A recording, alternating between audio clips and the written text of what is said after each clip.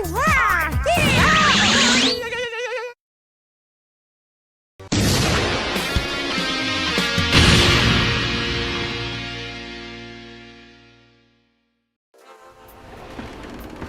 we don't have any lines this week? No, he just said he's throwing a big celebration for the Wish review. What kind of celebration? The kind of celebration 100 years of Disney deserves! Now, close your eyes. I want it to be a surprise. Are they closed? Yes. Enter! Ah! I forget about the eye thing. Just come in here. Oh. Welcome to 100 years of Disney. Where? Yeah, it doesn't look like you put any effort into this. How dare you? Of course I did. There's Disney magic all around you. There is? Of course. For example, that book. What about it? It's the book from Cinderella. This is a collection of tales from the crypt. Clearly there's gonna be some artistic license. Got some purists. Also, did you mean to leave your coffee pot out? Unhand Mrs. Potts! Critic, I played Mrs. Potts in 12th grade. I know Mrs. Potts. I'm practically friends with Mrs. Potts. This, sir, is no Mrs. Potts. Well, I'd expect that from someone who wants nothing different. No change at all. Change works when you add something good, not take away something good. Well, any more talk like that, I won't let you pet our biggest guest of all. Chaplin? No, it's a cat from Disney. Which one? All of them! It's all the cats from Disney! Figaro, Lucifer, whatever the hell the Aristocats were named, it's all of them! I'm lazily conceived. None of this represents what people like about Disney. Not even with all these classic characters finally together. Just saying something is something doesn't make it something! Oh, ain't that something? No, it's nothing! But you're gonna miss the grand finale! I've had it with this Wonka experience. Ugh, come on. Maybe it'll be intriguingly disappointing. Look! It's the horse from Wish! Was there a horse in Wish? You gonna watch the movie to find out? Hell no. Come on, give him a good kick! Oh, don't worry about him, he's dead. Take that, Wish! Take that! Take that, Wish! Take that! Okay, critic, I think we're done here. It's the 100-year anniversary of Disney! I know, honey. It's so good! It's so good! Let's get you some happy gummies. Look at that light! It's Lumiere! Disney, baby! Yeah!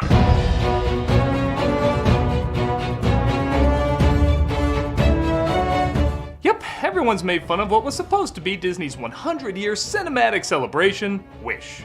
Like almost everything that came out from Disney that year, it cost a lot of money and had a lot of talented people involved, but turned out ultimately soulless. Now, to some extent, you can say, so what? There's a lot of soulless stuff from Disney. But no, you'll understand. This reached a new fascinating level. This film was so soulless, even Pazuzu wouldn't be able to possess it. Where some Disney films take risks that creatively backfire, this one played it so safe that people swear the entire movie was AI generated. It's the definition of a charts movie. It tried so hard to have everything that it ended up having nothing. So, how can something so ambitious turn out something so passionless? Well, let's take a closer look. Because it feels so good! It feels so good!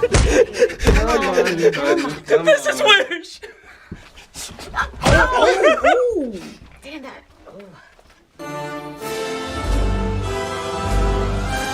Yeah, what do you say we get a more accurate logo for Disney's 100-year celebration, like? No. Look, the Snow White font. This is gonna be just like Snow White. No, really, I'm serious. Once upon a time, there was a young man. We get the backstory of a sorcerer named Magnifico.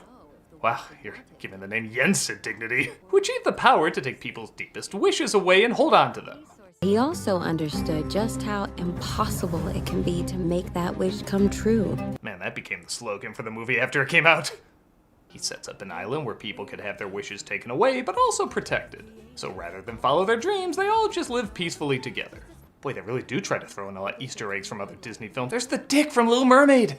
The king has called a wish ceremony today! Every month someone is granted their wish, and our main character, Asha, played by Ariana DeBose, hopes her grandfather will get his wish on his 100th birthday. Grandfather, Valentina's never done talking. if only we could understand you. Can I wish for that not to happen? So at first the style doesn't look that bad. I'm a big fan of watercolors, so my hope was maybe they could utilize them the same way the Spider-Verse movies utilize the comic book style. But unlike something like Lilo and Stitch, where the 2D painted cells really stand out against the 2D watercolor, 3D relies on depth perception. I mean, that's practically what 3D means, right? More depth. You need to play with focus and color in a different way than you do with 2D. And everything here stays in focus, but is shot like it shouldn't all be in focus. Like, is this a flat tapestry of the town, or is it just the town? Is that apple really big, or is it just really close to you? You can't tell. Sometimes this can work, like in Sleeping Beauty or The Thief and the Cobbler, but again, the styles of those movies match 2D perfectly. This is just 3D minus the depth, and a few very flat lines thrown on them. Yeah, rather than have the lines accentuate the animation like in Spider-Verse, this looks like a phone app turned up the sharp filter on Tangled. So because nothing stops the characters in the foreground blending into the background, it sadly gives us the blandness of both 2D and 3D. But don't worry, we have songs that are there. Welcome to the shitty madrigal. Alright, so if I have to be totally fair, the melodies to the songs are alright. They're a touch generic, but I do find myself humming a few of them afterwards, and I think that counts for something. The lyrics, on the other hand... This might sink in the morning, we are our own origin story. Leave you here, I don't wanna.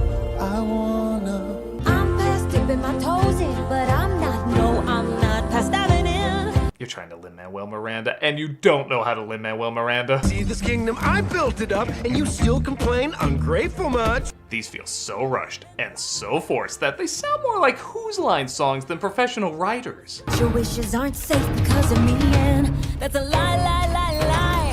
Just use that one word over and over. That'll show how much time you put into this. Here's a little fun allegory. That gets me excitatory. Well, we're running out of rhymes. La la la la la la la la la la la la la la la. Peter Tork. I'm a star. Watch out, world, here I are. Who talks like that? Isn't that the idea? Like, rhymes are supposed to flow as naturally as one talks? This would be like, Hakuna Matata. It means the days that there are the rest of which you should have no worries for. I granted 14 wishes last year. Come on, that's a high percent. They're pretty bad. Asha hopes to be Magnifico's apprentice, as they usually get their wishes granted along with their family. She gets support from the 7 twats here, who I guess are supposed to be her friends, but honestly, come across as kind of a-holes. Like how they mentioned how one of them never got their wish granted.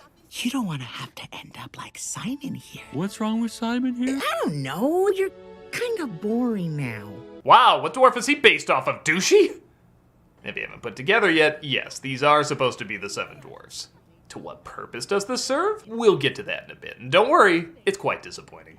Tell me why you think you should be my apprentice. Asha goes to see Magnifico, played by Chris Pine, and at first they seem to get along as he shows her where he keeps all the wishes. It's just something my father taught me. I think I remember your father. Your father's Chinese, right? And a woman? My entire family destroyed by greedy thieves. I founded this kingdom so there would be a place where everyone is safe. Interesting. Can't wait to learn more about that. Oh, this is him later? Mirrors love my face. You're cute and strong and bold and brave. Thanks. Alright. I guess for now he seems okay. Looking over her grandfather's wish to inspire people through music. Create something to inspire the next generation. Too vague. Create what? A rebellious mob? Once he makes a wish that's as harmless and bland as, well, wish, we can get somewhere.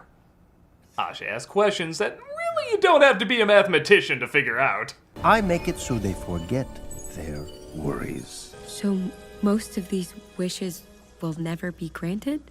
Well, yeah, girl. It's like paying for a raffle ticket and being like, only one person wins and we don't get our money back? That's not fine print, that's just print. You must have got manure for your brains. When she finds out what he promised to people was exactly what he promised to people, she disagrees with his ways and he goes full Anakin, turning on a dime. And they don't know what they're missing. They deserve more than... I decide what everyone deserves. And yes, I do love the irony that this film has some original Epcot vibes. Needless to say, she doesn't get the apprenticeship or her grandfather's wish, as it goes to someone else. To sew the most beautiful dresses in all the land. But what kind of dresses? Rebellious mob dresses? On second thought, this is too vague, I'm taking it back. There's always next time. Cheers to that. Asha has to go back to tell her grandfather the bad news. He said it's too dangerous to grant. My wish is dangerous. I just wanted to round up people of different races and religions and kick them out of the country. You know, maybe he was right. Let's not uncap that. Asha! And man, should I apologize to Prince of Egypt saying their song transitions were hit and miss. After Asha has an argument with her grandfather, it goes right into the emotional song number.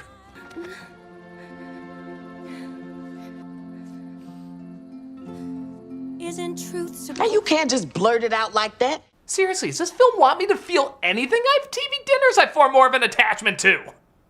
Asha sings a song wishing upon a star, and sure enough, a star answers and comes on down to greet her. Ho there. This is another pretty generic Disney sidekick. It doesn't really have much personality aside from happy. I think I would have dug it more if it was the star from the Super Mario Brothers movie.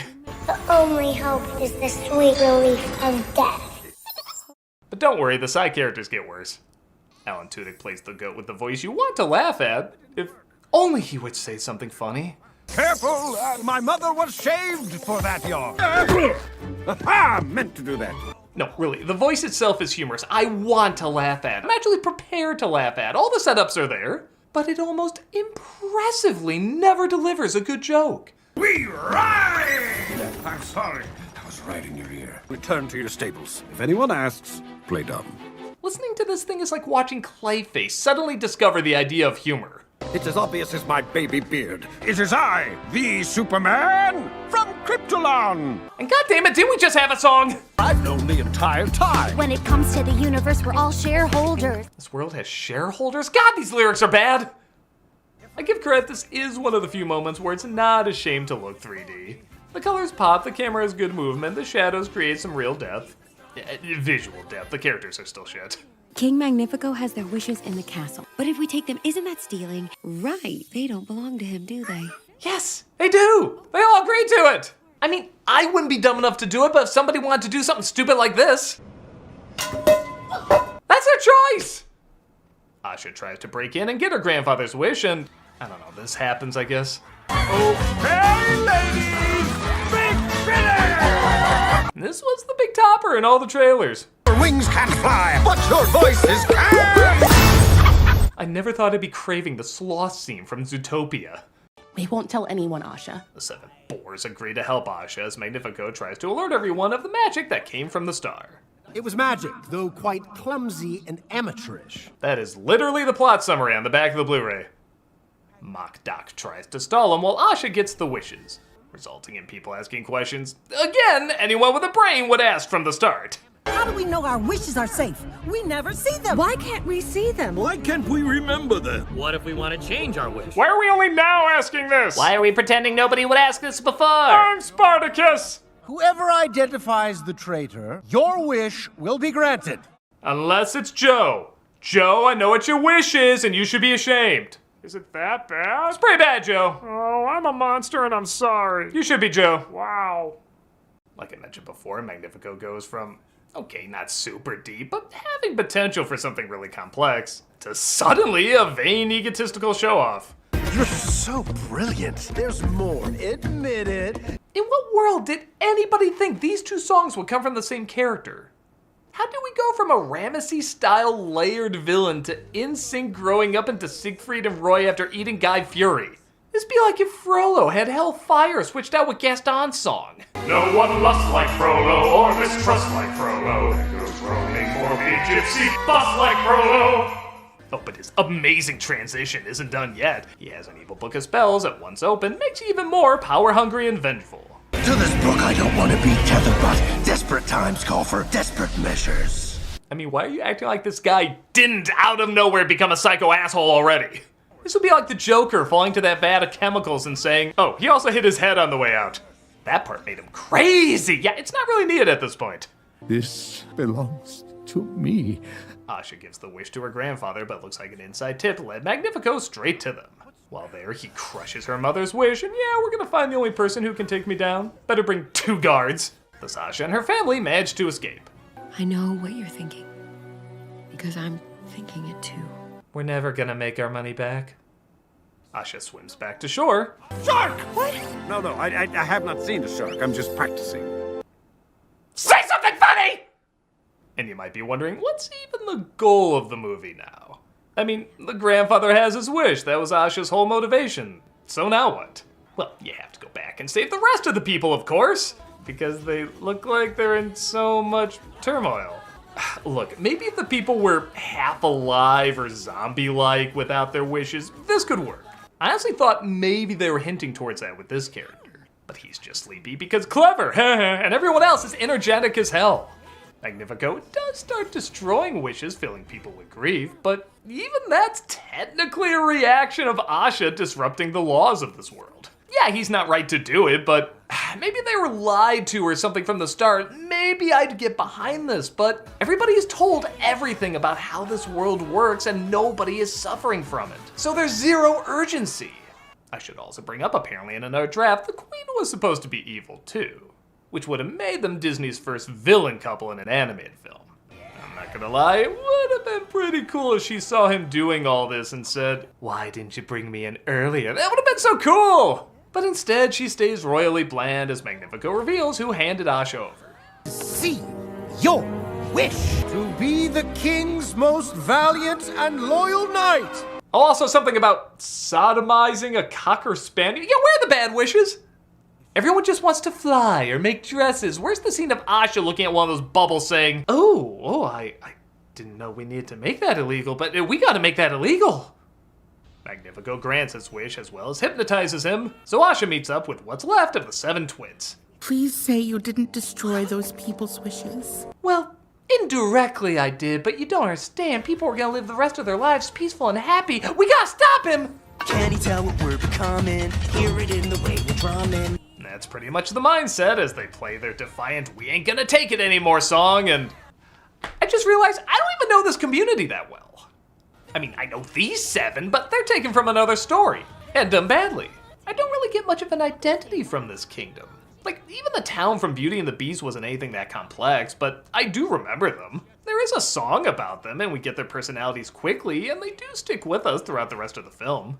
These people all look like the CG extras from Hunchback of Notre Dame. Like you're supposed to not notice them. Yet this is the heart of the movie they're fighting for now. I don't feel shit through any of this. I've seen too many bad things. The Queen joins their little coup too, and who can blame her with bad puns like this? Fantasyland in the sky. Neverland. The perfect nanny for your horrible children. Popping this one!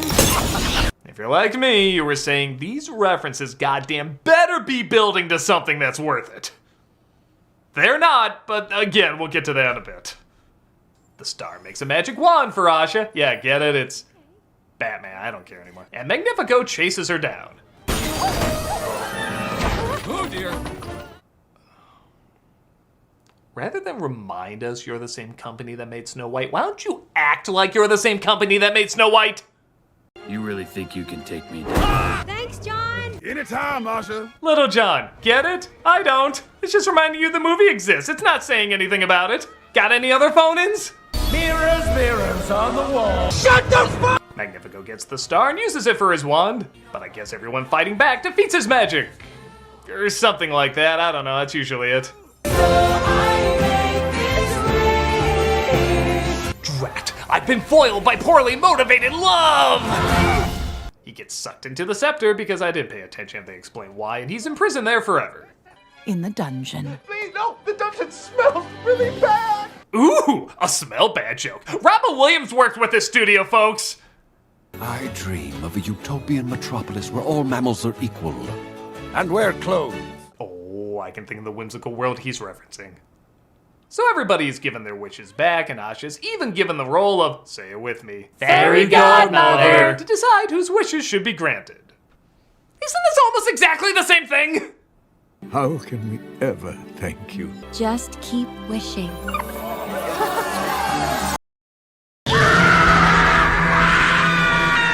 Yeah, turned out there was a few Mussolinis in there. Sorry. And you wonder why I'm grumpy. Sweet delicious Christ crucified on popsicle sticks, shut up! So you might be wondering, what were all those lame references building up to? Back callback after back callback, what was it all for? Is Asha gonna create individual worlds where they can live out their wishes, giving birth to these classics? Are stories of these wishes granted gonna trickle on down to writers over the years who are gonna give their spin on these tales? Is this all a fever dream Walt had before he died? What's it all amounting to? Are you ready for this? Absolutely nothing. Yep, not a damn thing. They do the Mickey Mouse logo as if to clarify, oh yeah, we had no plan, we're just saying things you recognize, and then run the end credits. And as the final insult to injury, they have the balls to show all these classic characters throughout the ending scroll. Yep, you get to use them in your credits because you clearly have no idea how to use them in your movie. No, you don't get to use these characters. You're given access to some of the most iconic creations in film history, and you have it amount to this anus juice spewing hole? A hole would be something. No, it was nothing. Exactly! This isn't the worst Disney movie ever made, it's something worse. It's nothing. It feels like death by 1,000 notes. A lot of talented people worked on this, and I don't think it's a problem of not trying. I think it's a problem of people just didn't know what to do. It was rumored for a while that at the 100-year anniversary, a movie would be made featuring at least one character from every Disney animated film. Maybe that's how it started out and people kept throwing more and more ideas around and became something that just couldn't live up to the pressure of representing everything this behemoth of a company represents. I think a cooler route would have been if they made Magnifico the main character. Have him start off as the hero, and then he starts to spiral out of control or gets corrupted, and then maybe a character like Ash or his wife has to call him back to his sanity. That would be an interesting take. We haven't seen that from Disney animation. A hero that becomes the villain, but then becomes the hero again. It would have been something new and challenging. But look, I don't know what went on behind the scenes. I can't pretend I saw what all went down. All I can say is that the final product is beyond lackluster. I doubt Disney's days are numbered, they're most likely gonna bounce back, but I think many will remember one of their toughest points when they turned out a safe and passionless nothing. And that's all I have to say about that. You did good, critic. You sure you don't want to kick it one more time? No, it's time to move on. Thank you, Wish. Thank you for giving me so much material. Wait, the inside of his coat says something else. Wait, the dead horse isn't Wish, it's Madam Web. Oh, hell yeah! Let's kick the shit out of that! Watch out, world, here I are.